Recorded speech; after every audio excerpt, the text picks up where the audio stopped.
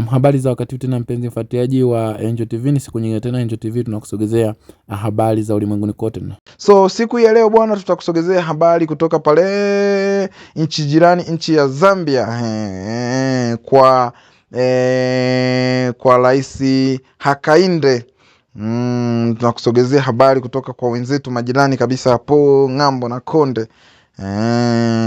Bwana, habari inaoshika kichwa au story ambayo imekuwa gumzo sana kutoka pale nchini Zambia ni kuhusiana na sakata linalomhusisha mtoto wa marehemu Edgar Lungu ambaye ameweza kunyang'anywa zaidi ya magari 79 pamoja na mali zisizohamishika 23 pamoja na vitu vingine. Ikumbuke kuwa nchini Zambia bwana, kunaendelea sakata la mvutano mkali kati ya serikali ya Zambia pamoja na familia ya aliyekuwa rais wa nchi hiyo marehemu Edgar Lungu ambaye alifariki dunia nchini South Africa miezi kadhaa iliyopita. So tunakusogezea moja kwa moja taarifa ambayo imekuwa headed nchini Zambia kuhusiana na sakata linalomhusisha mtoto wa marehemu.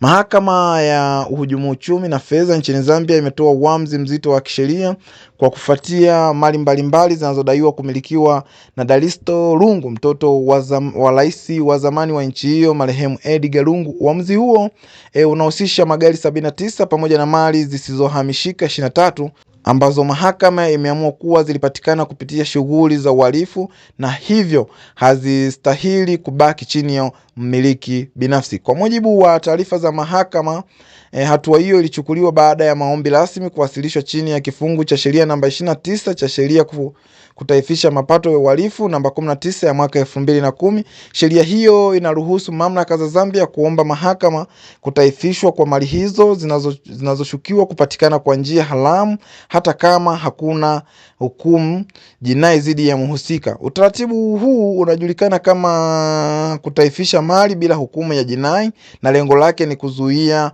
watu kufaidika na mapato ya uhalifu pamoja na kurejesha mali hizo kwa manufaa ya umma. Katika kesi hiyo, upande wa mashtaka uliwasilisha ushahidi ukieleza kuwa mali zinazohusishwa na Dalisto Lungu zilikuwa na viashiria vya utajiri usioelezeka kulingana na vyanzo mbalimbali vya mapato. Inadaiwa kuwa baadhi ya mali hizo zilinunuliwa kupitia miamala yenye utata, matumizi ya kampuni zisizoeleweka au mbinu nyingine zilizozaniwa kufichua asili halisi ya fedha zilizotumika. Kupitia kiapo chake cha kupinga maombi hayo, Dalisto Lungu alikanusha madai hayo na kueleza kuwa utajiri wake ulitokana na shughuli halali za kibiashara na uwekezaji binafsi. Alisisitiza kuwa hakuna ushahidi wa moja kwa moja unaothibitisha kuwa mali hizo zilipatikana kwa njia ya uhalifu. Hata hivyo, mahakama ilibaini kuwa hoja zake hazikutosha kuondoa mashaka yaliyotolewa na upande wa mashtaka na hivyo ikaamuru kuidhinisha ombi la serikali la kutaifisha mali hizo. Majaji walieleza katika uamuzi wao kwamba mzigo wa uthibitisho katika kesi za aina hii unatofautiana na kesi za jinai, kwani kinachotathminiwa ni uhusiano kati ya mali na shughuli za haramu. Si lazima kuthibitisha kosa la jinai bila shaka yoyote.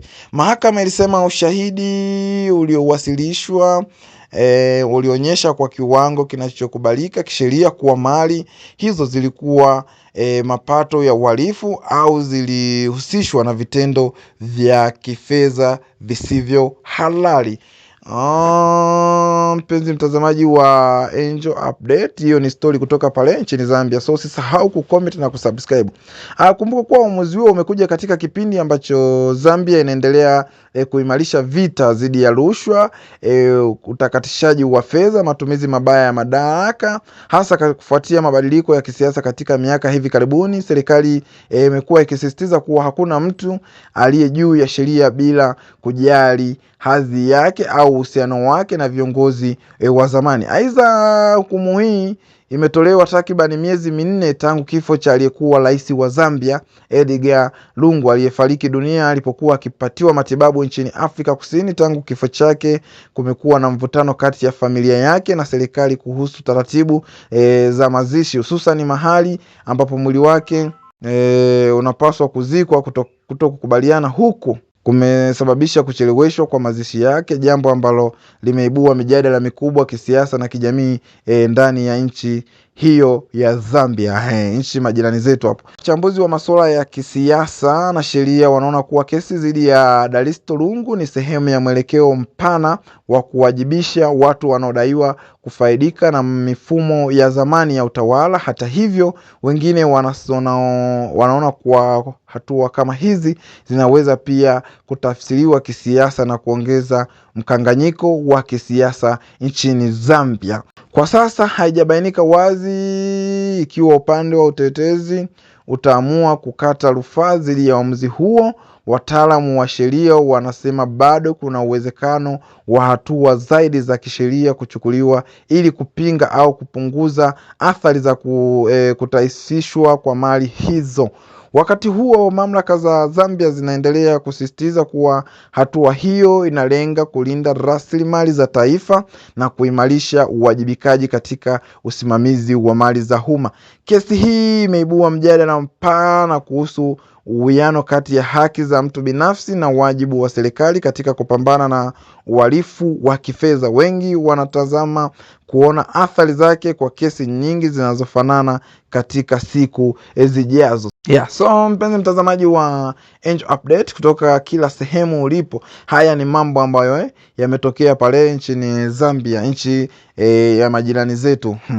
So una kipi cha kuzungumza au una kipi cha kusema kuhusiana na swala hili? Usisahau kusubscribe, kulike, kucomment na kushare video zetu ili uwe mtu wa kwanza kupata update pale zinapokuwa zinajiri. Lakini pia usisahau kucomment, kudondosha comment ili tuweze kupitia comment zako hapo baadaye kuhusiana na sakata hili.